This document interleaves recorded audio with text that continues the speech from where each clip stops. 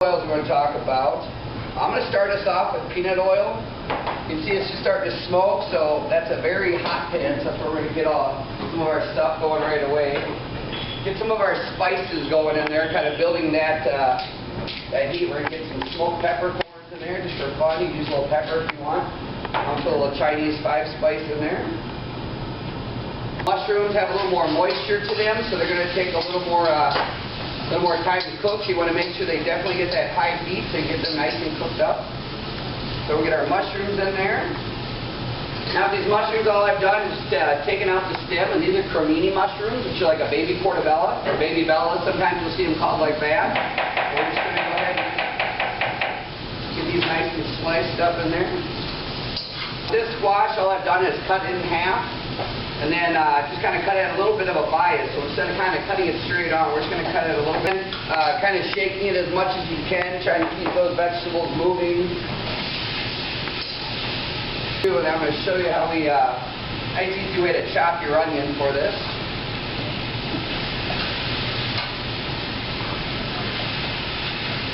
So while that's cooking up here with our onion, so I've cut onion in half. And I just kind of peeled off the outside layer. I've cut it from end to end, if you would, with the whole onion, if you would. And then, nice easy way, if you haven't taken our knife skills class, we kind of go over this. But cutting on the back of my knuckle here, we're going to go ahead and make some thin slices, cutting almost through except for about a finger width there on the back side there.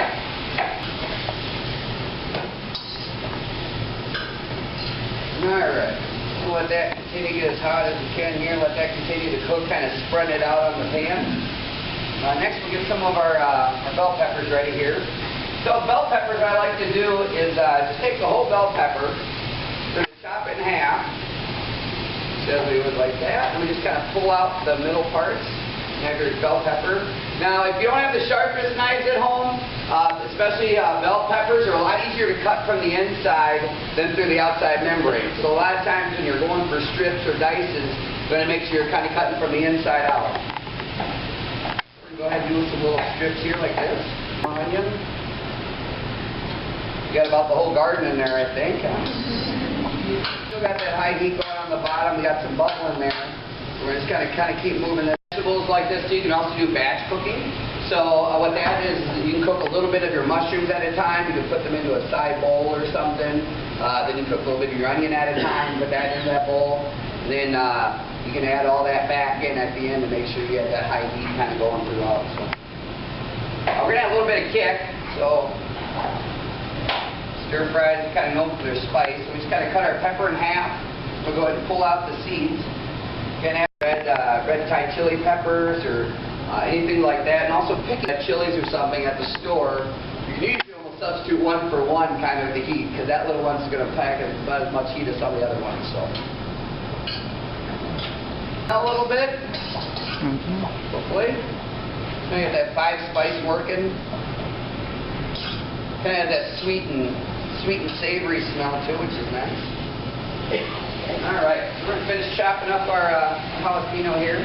Again, with using dried chili peppers, you can either get them hot in the oil right away, like I said, or else you can kind of add them more towards the end, just kind of let them incorporate in with a little bit of that juice too. So we're going to add a little bit. This is these are Anaheim dried peppers that I have there. So.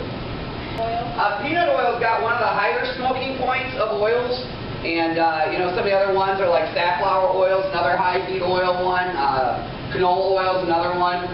So, you know, they kind of have like their own range. I'd say peanut oil is probably on the highest, for the highest smoking points. That's probably why it's one of the best ones to use and most frequently used for a lot of stir fry. As for oyster sauce and fish sauce, and if you've ever read any of those things, they are packed with sodium.